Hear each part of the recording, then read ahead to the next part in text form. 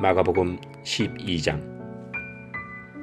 예수님께서는 비유로 사람들에게 말씀하기 시작하셨습니다. 어떤 사람이 포도밭을 가꾸었다. 그리고 주위에 담장을 치고 포도즙을 짤 구덩이를 파고 망대를 세웠다. 그리고 포도밭을 농부들에게 빌려주고 여행을 떠났다. 때가 되자 주인은 농부들에게 종을 보내어 포도밭에서 난 자기 몫의 수확물을 가져오게 했다. 그러나 농부들은 그 종을 붙잡아 때린 후 빈손으로 쫓아버렸다. 다시 주인은 다른 종을 그들에게 보냈다. 그러자 그들은 그의 머리를 때리고 깔보고 업신여겼다.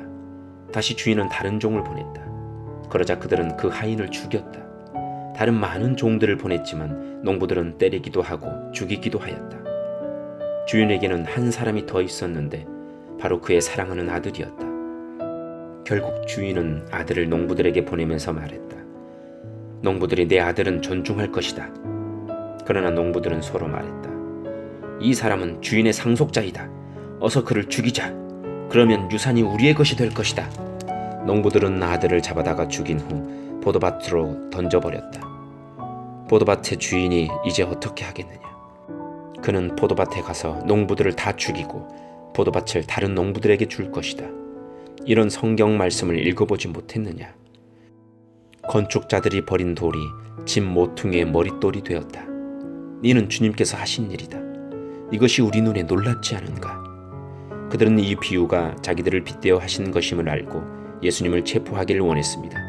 그러나 백성들을 두려워하여 예수님을 두고 떠나가 버렸습니다. 그들은 예수님의 말씀에서 트집을 잡으려고 바리새파 사람과 헤롯 당원 몇 명을 예수님께 보냈습니다. 그들이 와서 말했습니다. 선생님, 우리는 선생님께서 진실한 분이시며 아무에게도 얽매이지 않으신다고 알고 있습니다. 선생님께서는 아무도 부당하게 대하지 않으시고 하나님의 길을 진리로 가르치십니다. 가이사에게 세금을 내는 것이 옳습니까? 내지 않는 것이 옳습니까? 세금을 내야 합니까? 내지 말아야 합니까? 예수님께서는 이 사람들의 속셈을 아시고 말씀하셨습니다. 어째서 나를 시험하느냐? 데나리온 1개를 가져와서 나에게 보여라. 그들이 은전 1개를 가져왔습니다. 예수님께서 물으셨습니다. 이것은 누구의 얼굴이며 누구라고 씌어 있느냐? 그들이 대답했습니다. 가이사입니다. 예수님께서 그들에게 말씀하셨습니다. 가이사의 것은 가이사에게 주어라. 그리고 하나님의 것은 하나님에게 바쳐라. 그들은 예수님의 말씀에 놀랐습니다. 부활이 없다고 주장하는 사두개파 사람 몇 명이 예수님께 왔습니다. 그리고 예수님께 질문을 했습니다. 선생님, 모세는 형이 자식이 없이 아내만 남겨두고 죽으면 동생이 그 형수와 결혼하고 형을 위하여 자식을 길러라 하고 기록했습니다. 7 형제가 있었는데 맏형이 결혼하고 자식이 없이 죽었습니다. 그래서 둘째가 형수와 결혼을 했는데 역시 자식이 없이 죽었습니다. 셋째도 마찬가지였습니다. 7 형제 모두가 자식을 남기지 못했습니다. 나중에 여자도 죽었습니다. 그러면 다시 살아날 때 그 여자는 그들 중에 누구의 아내가 되겠습니까? 7 형제 모두 그를 아내로 맞이했으니 말입니다. 예수님께서 대답하셨습니다. 너희가 성경도 모르고 하나님의 능력도 몰라서 잘못 생각하는 것이 아니냐? 사람들이 죽은 사람들 중에서 다시 살아날 때는 장가도 가지 않고 시집도 가지 않는다. 그들은 마치 하늘에 있는 천사처럼 될 것이다. 죽은 사람이 다시 살아나는 것에 대해서는 모세책에 기록된 떨기나무 대목에서 하나님께서 모세에게 어떻게 말씀하셨는지를 읽어보지 못했느냐. 하나님께서 모세에게 나는 아브라함의 하나님, 이삭의 하나님, 그리고 야곱의 하나님이다 라고 말씀하시지 않았느냐. 하나님께서는 죽은 사람들의 하나님이 아니라 살아있는 사람들의 하나님이다. 너희가 크게 잘못 생각하고 있다.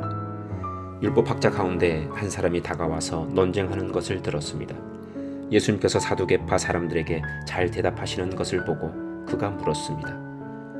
모든 계명 중에 어떤 것이 가장 중요합니까?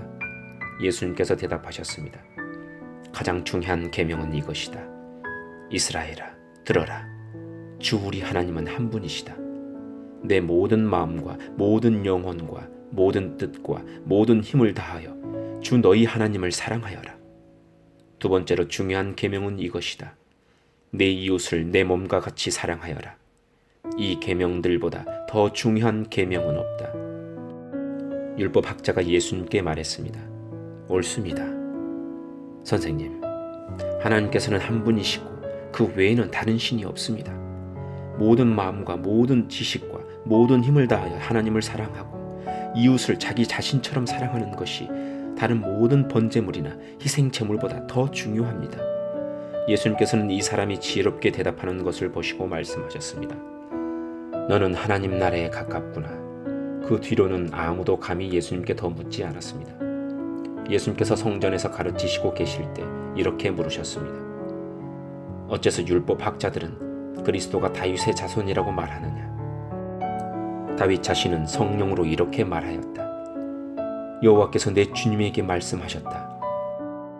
내가 내 원수들을 내 발 아래 굴복시킬 때까지 내 오른쪽에 앉아 있어라. 다윗 자신도 그리스도를 주님이라고 부른다. 그런데 어떻게 그리스도가 다윗의 자손이 되겠느냐? 많은 무리가 예수님의 말씀을 기쁘게 들었습니다. 예수님께서 가르치시면서 말씀하셨습니다. 율법학자들을 주의하여라. 이들은 긴 옷을 입고 걸어다니기를 좋아하고 장터에서 인사받기를 좋아한다.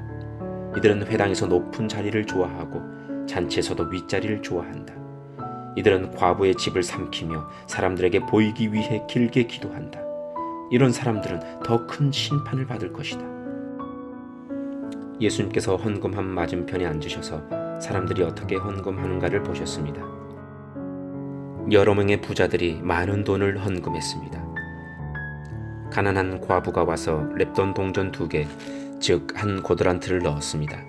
예수님께서 제자들을 부르신 후 말씀하셨습니다. 내가 너희에게 진정으로 말한다. 이 가난한 과부가 헌금함에 돈을 넣은 다른 모든 사람들보다 더 많이 헌금을 하였다. 다른 모든 사람들은 넉넉한 중에서 헌금을 하였지만 과부는 가지고 있던 모든 것, 즉 생활에 필요한 돈 전부를 바쳤다. 아멘.